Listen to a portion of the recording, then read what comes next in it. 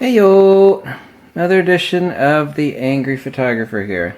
Let's talk about a couple of Nikon's sharpest zooms. One of them is a super zoom. At least that's what we called them back in the camera store. Here is Nikon's premier, and God is one heavy big fat bitch. It's the 28-300 3556 ED. This is for FX cameras. Obviously will work also on DX. Obviously have a 1.5 crop difference, so you can add 1.5 times on top of 28-300 range.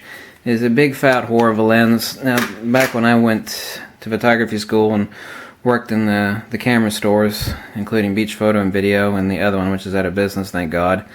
And these lenses weren't that good. They've gotten progressively better over the years. They're still pretty horrible. Tamrons and Takinas and Sigmas, especially, which are just filthy bastards. You know, they have really bad vignetting and they get fuzzy, especially wide open. The best way to test the lens is to crank it all the way open as far as it'll go. On this one, of course, it'd be 3.5, but the best way to test them is to crank them all the way open and draw them to max, which is either 300 or whatever the max zoom range is. The super zoom lens, I've been meaning to make a video about this because a lot of people have asked me about it. The 28-300, here's one issue, obviously, that you can't get around. It's just strictly the physics of the lens is that this is all the way up to 300, so now you got this huge bastard. Looks like a guy is taking a blue pill on Viagra, obviously, and here we go off the Viagra. He has a sexual innuendo joke there. Anyway, this is, it's almost right on par with Nikon's sharpest lens, which is a 24-85 VR. Now, both of these lenses have vibration reduction. They're both ED. This is the 3.5-5.6, and is a wonderful super zoom.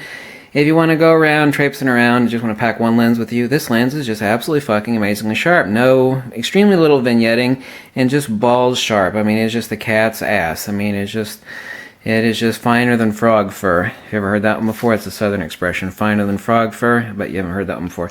Anyway, so that's Nikkor's, we used to call them super zooms because it does everything.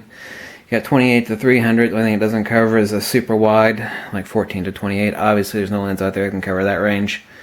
At least not yet, not current lens technology. So, awesome lens, and I've told you many times, this lens is so great that I own 3 of them. Yes, 3 of them. That is the Nikkor AFS 24-85-3545.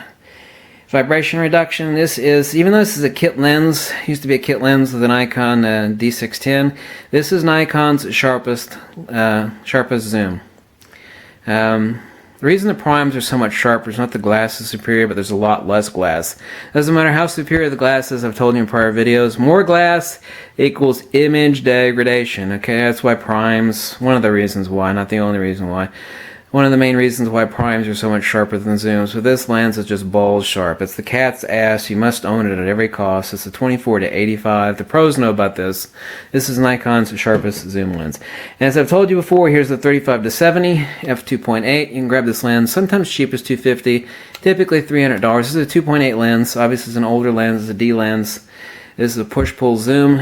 It does breathe. By breathe, we mean it'll actually suck in air. You can actually get dust particles on some of your inner elements. But to keep your lens clean, your lens mount's clean, that's not an issue. Unless you plan on taking a bunch of pictures in the sandstorm or out in the dusty California desert, which I doubt you are, so it doesn't make any fucking difference. But you should try to snag a 35-70 2.8, as I've told you before. But as far as Nikon's recommendations, all their other mid-range zooms and their other kit zooms I do not recommend, but the 2 that I highly recommend above all else is their super zoom, the 28-300, this Titanic bitch right here, which is just sharp. It's just ass, it's just fine as frog fur. It is just fucking awesome. It's the cat's ass. It's just insanely sharp at all apertures and at all zoom ranges. Much testing confirms this using resolution charts. And Nikon's sharpest lens is not a super zoom, but who cares? You don't need a super zoom. It is their 24-85 3545 with vibration reduction. Both of these have vibration reductions. Obviously not the 35-70. This is before vibration reduction existed. Unfortunately, this big bitch has $1,050. This one you can get all day long for $300, sometimes cheap as $250 on eBay.